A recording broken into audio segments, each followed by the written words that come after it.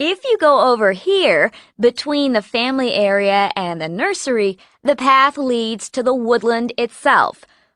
We're on a hill here and quite high up, and as there's some spectacular scenery around here, we have breathtaking views of the countryside. You can see the river stretching for miles through rolling countryside. Fortunately, the whole woodland is protected by law, so nobody can chop down any trees. The landscape here is not changed for hundreds of years. Some of the trees have been growing here rather a long time, and the aim of the scheme and the volunteers is to keep it that way. We advise people to stick to the paths because it's very easy to get lost. As you walk through the woodland, you'll see workers removing dead wood and trees.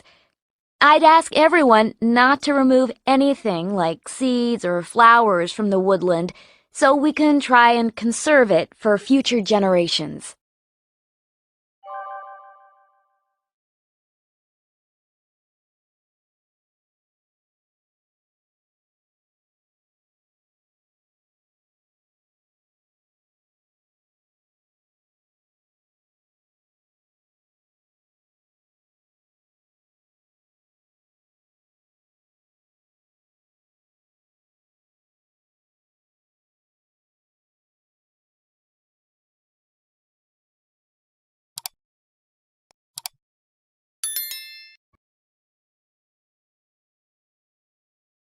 Hi, Mark. Kirsty, hi.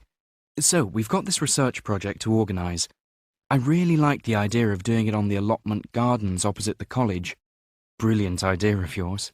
Oh, not really. I walk past there every day and see people working on little plots of land, growing their own food, and I thought it'd be interesting to find out more about it. Great. So, we'd better decide who's doing what in terms of gathering some background data. Right. I thought we ought to do two things. Do some background reading, then actually go and interview some of the people involved. Sure. I guess we could start by looking into why the allotment gardens are there, whose idea it was, when they were established, etc., looking at historical records. Well, I've already discovered that it was a national programme in the 1920s, so our local one would have been a part of that. I guess we could look at local records to see why this particular site was chosen. OK, I'll do that then. I guess it was wasteland or something. There's quite interesting geology and soils round here, actually. Oh, I don't think we need to go into all that. Oh, OK. But what you could do is find out what the terms and conditions are for the gardeners. Do they pay rent? Do they have a contract, etc.? Well, I think you can ask them that. We don't need to research it ourselves. Yes, you're right. But I did read a newspaper report that said the site was under threat of development. You know, somebody wants to build housing there. Really? Now that is interesting.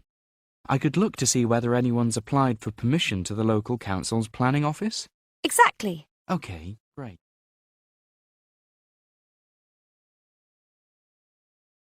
Right then, I guess we need to ask somebody if it's OK before we go over there and start talking to people. Yes. The land belongs to the city council and somebody there manages it. I'll give them a call. Great. He should be able to give you a plan of the site too. Yes, and maybe some indication of who amongst the gardeners it might be best to approach, like who's been there the longest or whatever. Yeah, OK. It might be good to have an introduction rather than just approaching them out of the blue, actually. I agree. Then I thought I ought to check out any other research there's been on the subject. Yes, that's true. We don't want to do stuff that's already been done.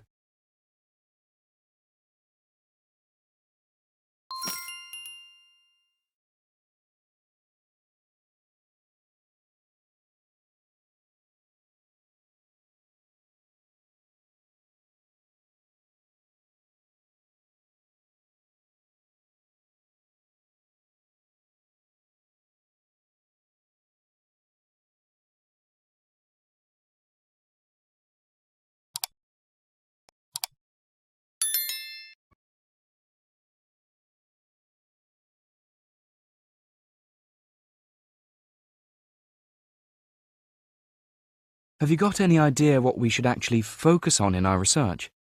Well, I think it's a choice between a survey about use, how many people use the land, how often they go, how productive it is, or something more attitudinal, like what motivates people to do it, what they get out of it, what difference it makes to their lives. Yes, I like that. Let's go with that. But what about issues, disputes between the gardeners, difficulties they have with the management, things like that? Well, I don't think we can make that our aim. There may not be any problems. Yes, you're right. Let's stick to the attitudinal focus then. OK. I think the next stage is to do some preliminary work. Find out if we can get permission, see if anyone will talk to us, whether there are any specific issues we could focus on. Well, shouldn't we consult our tutor before doing all that? Get the go-ahead for the topic in principle? Well, she said specifically not to do that. To go to her once we had a definite proposal, with the details in place. OK, let's do that then. I think that's going to be the hardest part. What, writing the proposal? No, finding what level of detail to go into. We could interview lots of people and try and find their overall views, or just pick a few and really do in-depth interviews with lots of questions. I think you're right. But I think once we start, we'll see what's going to work best with this particular context. OK. Actually, there is one issue we could look into. Really? Yes, there's a particularly invasive wild plant species that grows around here. The college gardener said it's really hard to get rid of, and it makes growing other stuff difficult. I'm sure the gardeners on the allotments must have a problem with it. It's called creeping buttercup. OK. What does it look like? Well, there are two types actually. Bulbous buttercup, which is not a problem, and creeping buttercup, which is. To tell the two apart, you have to look at the flowers. They are identical with yellow petals, but the creeping buttercup doesn't have little leaves which point downwards just under the flower. They're called sepals, whilst the bulbous buttercup does. OK. And then it has polygonal-shaped leaves, rather than triangular-shaped leaves.